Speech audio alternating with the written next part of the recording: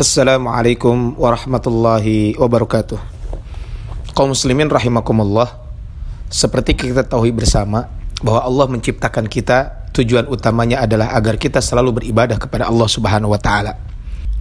Seluruh rangkaian aktivitas hidup kita sehari-hari tidak lepas dari niatan ibadah kepadanya, baik itu berupa ibadah mahdhah maupun ibadah ghair mahdhah, yaitu ibadah yang telah secara rinci diatur sedemikian rupa maupun ibadah yang tidak diatur secara rinci dalam kitabullah dan sunnah Rasulullah SAW. Kesempatan hidup dan waktu yang masih dianugerahkan Allah kepada kita hendaklah dapat dimaksimalkan dengan sebaik-baiknya. Kita tidak mengetahui kapan dan di mana ajal akan menjemput kita. Allah Subhanahu wa taala berfirman di dalam Al-Qur'an, di dalam surat Ali Imran ayat 185, tiap-tiap yang bernyawa akan merasakan mati. Dan sesungguhnya pada hari kiamat sajalah disempurnakan pahalamu. Barang siapa yang dijauhkan dari neraka dan dimasukkan ke dalam surga, maka sungguh ia telah beruntung. Kehidupan dunia itu tidak lain hanyalah kesenangan yang memperdayakan. Kaum muslimin rahimani wa rahimakumullah, dalam menghadapi kematian ini, Rasulullah SAW telah memberikan pelajaran dan nasihat, telah memberikan penjelasan dan nasihat. Oleh karena itu, hendaklah kita manfaatkan hidup ini sebaik-baiknya sebelum datang kematian.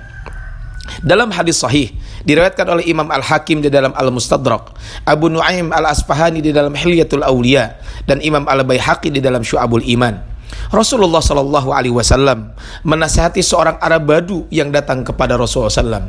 Rasul bersabda, "Igtanim khamsan qabla khamsin." Hendaklah engkau manfaatkan 5 keadaan sebelum datangnya 5 keadaan yang lain. Hayataka qabla mautika. Yang pertama adalah kehidupanmu sebelum kematianmu. Karena hidup ini merupakan modal kita, waktu kita, tempat menanam amal-amal kebaikan. Kehidupan adalah ladang yang harus kita olah dan kita tanami dengan amal soleh untuk kita petik hasilnya nanti di hari kiamat. Kemudian Rasul bersabda, wa syababaka qabla haramika. Yang kedua adalah masa mudamu sebelum datang masa tuamu. Karena pada masa muda, seseorang memiliki semua potensi untuk berbuat kebaikan. Tubuh yang sehat dan kuat, semangat yang membara, akal yang cerdas, dan potensi lainnya. Ia mampu melangkah lebih jauh untuk mewujudkan apa yang diinginkannya dibandingkan dengan orang yang sudah tua. Selanjutnya Rasul bersabda, wasihhataka qabla saqamika. Yang ketiga adalah sehatmu sebelum sakitmu. Hadirin rahimani wa rahimakumullah, sehat merupakan nikmat yang besar, kekayaan yang melimpah, dan tidak ada yang bisa mengetahui nilainya kecuali orang-orang yang menderita sakit. Hanya dalam kondisi sehat, seseorang mampu memaksimalkan semua kelebihan yang Allah berikan kepadanya untuk berbuat yang terbaik untuk dunia dan akhiratnya. Kelebihan harta, kedudukan yang tinggi, jabatan yang strategis, otak yang cerdas, dan semua kelebihan manusia menjadi tidak berarti ketika berada dalam kondisi sakit. Makanya Rasul melanjutkan hadis berikutnya, wa faraghaka qabla syughlika. Yang keempat adalah masa luangmu sebelum masa sempitmu. Kebanyakan orang menggunakan masa luangnya dengan kegiatan yang sia-sia, maka ia pun menjadi rugi dan tertipu. Padahal Rasulullah SAW bersabda, sebagaimana diriwayatkan oleh Al-Imam Al-Bukhari di dalam kitab Ar-Riqaq, kata Rasulullah SAW, dua kenikmatan yang kebanyakan manusia mengalami kerugian dan tertipu dengan keduanya. Kedua nikmat tersebut adalah nikmat kesehatan dan nikmat waktu luang. Kemudian Rasul melanjutkan nasihatnya, wa ghinaka qabla faqrika. Yang kelima adalah masa kayamu sebelum masa fakirmu. Ketika seseorang kaya, maka dia bisa memanfaatkan harta yang diberikan oleh Allah untuk kebaikan sebelum didatangi ajal atau sebelum datang hari kiamat, sehingga menyesali apa yang dilalaikannya.